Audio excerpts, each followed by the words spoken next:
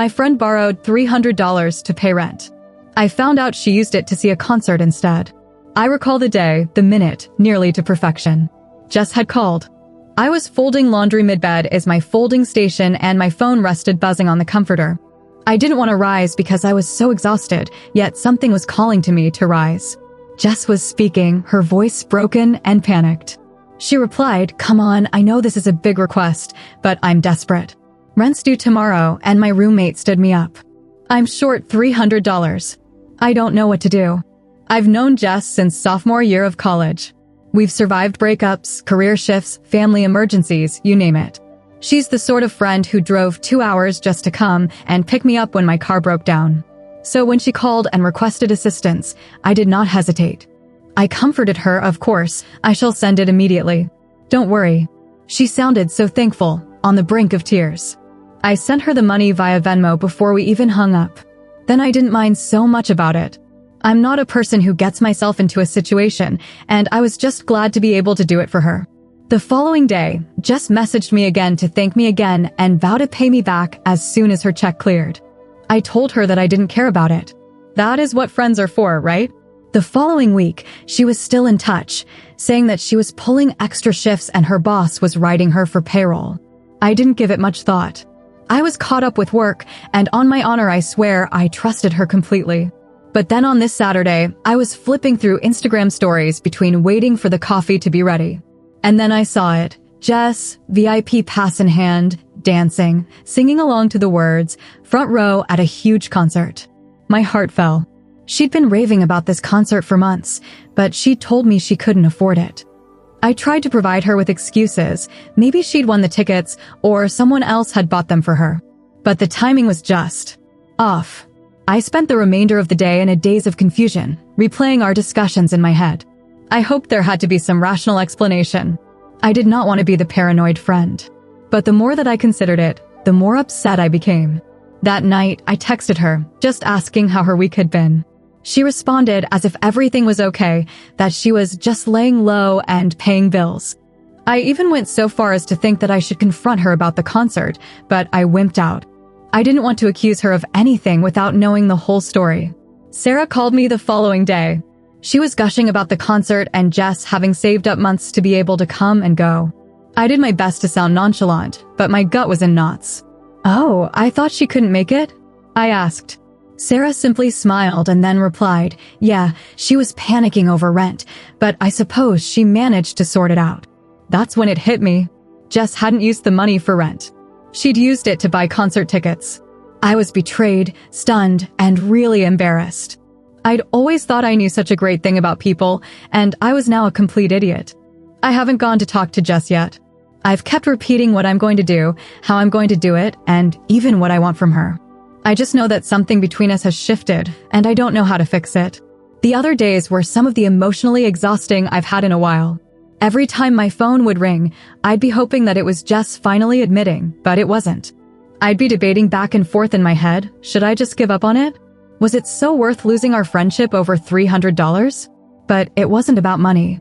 It was about trust. I finally understood that I couldn't simply pretend as if everything was fine. I messaged Jess and asked her to meet for a coffee.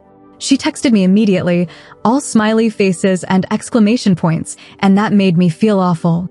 I nearly changed my mind, but I knew I would regret it if I didn't say something. I visited her at the same venue we always visited, a little cafe near her house. She greeted me like everything was normal, and for a moment I literally paused to return. But as we sat down, I already felt the stress building inside me. I tried to be polite, but I was much too distracted. So I just began speaking. "Hey, can I talk to you about something? About money I lent you." Jess's face flashed into another expression. She was tense, but tried to tone it down. "Yeah, sure. I'm waiting on my check, but I'll get it to you soon, promise." I nodded, but I could not let go. "It's just, I saw your concert status updates, and Sarah told me you were saving money for the concert. You did not use the money that I gave you for the concert, did you?" She was quiet. For what felt like an uncommonly long period of time, she just sat with her coffee. I observed her trying to think of something to say. Then she exhaled. I respect it. I know I was wrong. I really wanted to go, and I figured I'd have enough for both, but then my roommate stood me up and lost it. I didn't deserve to lie to you. I didn't know how to react. I had a part of me that wanted to yell, but otherwise I was just depressed. Why didn't you tell me the truth? She shrugged and frowned. I didn't want you to think I was irresponsible, she said. I know it was wrong. I don't know.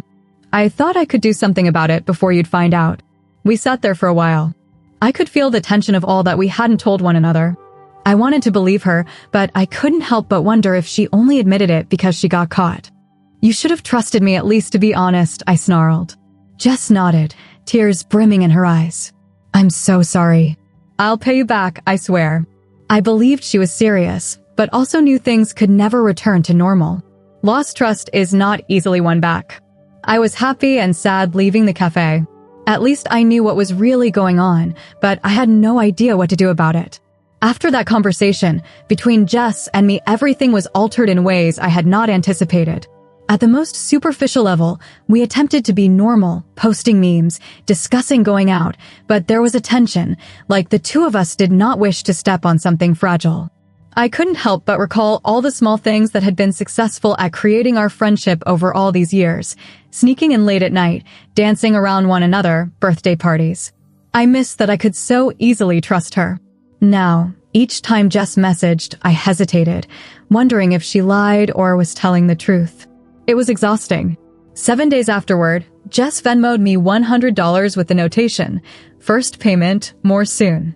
I was glad that she'd taken the effort, but it was transactional, as though she were trying to buy back my trust.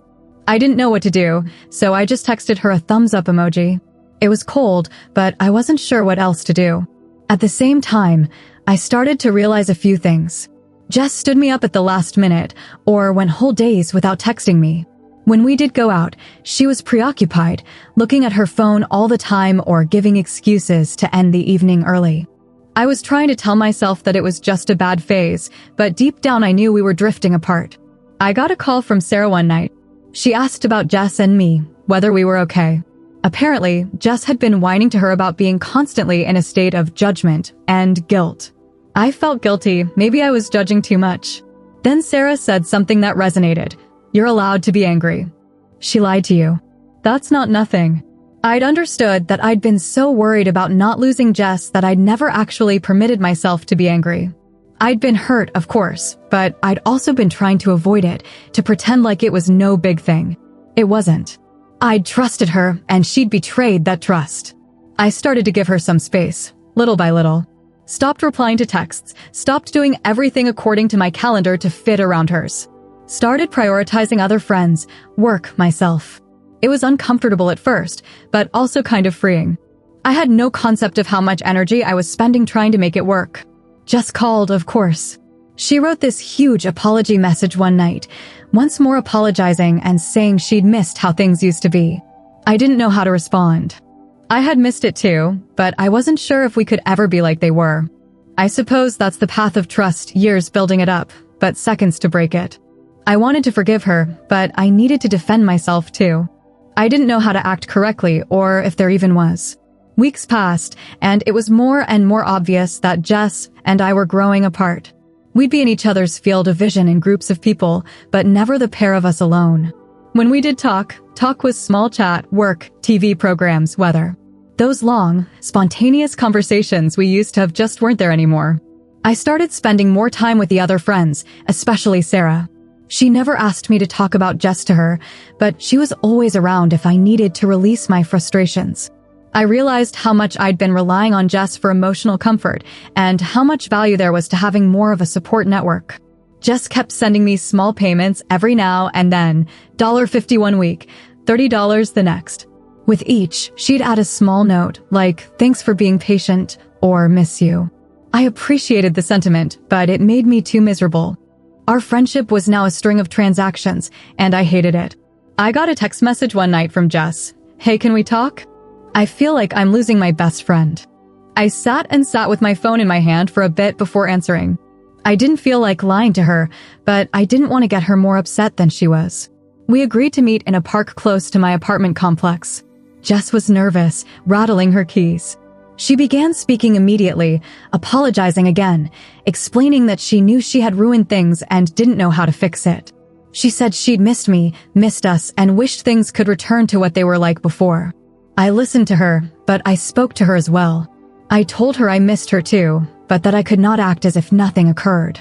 I wanted her trust back, and I wanted her to know this. She nodded, with tears streaming down her eyes, and told her that she comprehended. We just sat silently for a bit, watching the sun go down. It wasn't a big confrontation, but two friends struggling with whether or not they could continue on. I left with a spark of hope, but still no clearer on what was to come. That park conversation after that changed things. It did not just go back to the way it was immediately, but things improved. Jess no longer sent me money with small notes and just settled the full amount. She also ceased apologizing when we talked, which was welcome. We were both trying to move on, it seemed, even though it felt strange. We started hanging out again, but in the beginning, only in a social framework. That was less intense, less potential for things getting out of hand.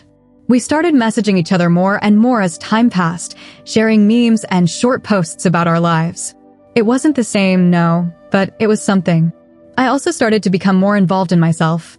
I took an art class and learned how to paint, and I started attending a weekly class. I met new people, hung out with my loved ones more, and even went on some dates. For the first time in years, I finally felt like I was living my life for me, not for the purpose of my friendships. Jess did see the changes, and she did make an effort. She even went to one of my art showings, and she brought flowers and clapped for me. It wasn't taken for granted, and it made me realize that she was trying, in her little way, to be good. We never really talked about the concert again after that. It was like we had a silent understanding between us. We both knew what happened, and we both knew it changed things.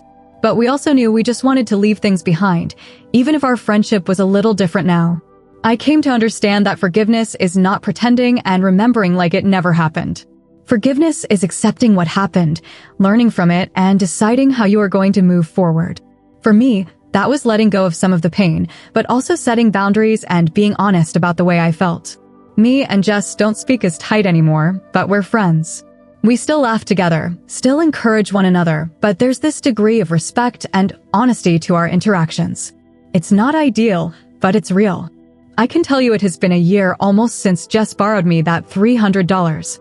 Looking back, I can see how far I've come, not just with my relationship with Jess, but with trust, boundaries, and forgiveness in general. I once thought a good friend would always agree, would always forgive, would always put others first. Now I know it's okay to have boundaries, to insist on the truth, to stand up for myself when hurt. It doesn't make me a bad friend, it makes me human. Jess and I still have our back and forths, but I appreciate the way we've handled it. We've both done things we shouldn't have, but we've both tried to mend it. Our friendship isn't as straightforward as it once was, but it's more authentic, and maybe that's most important. I've also learned the importance of having a support system. Relying on one person for everything isn't fair to them or to me. I've made new friends, reconnected with old ones, and learned to lean on myself a little more. At times I wish they had been otherwise. Wished I had not trusted Jess automatically, wished I had not lost the feeling that we could battle anything as long as we were together. But then again, I do know that human beings and friendships change. At times they get deeper, at times more narrow, at times become a lower, more complex level. If you're reading this and are feeling something like that, I guess my advice is listen to your heart, but also be kind to yourself too. It's okay to be sad, and it's okay to move on. Sometimes the worst part about being an adult is realizing that not every tale has a sugary sweet ending, and that's okay too. I have no idea what the future holds for Jess and me. Maybe we will end up being together again, or maybe we'll be two people who had a lot of precious memories. Either that, I'm happy for all that we've had, and for everything I've learned. And for now, that is enough.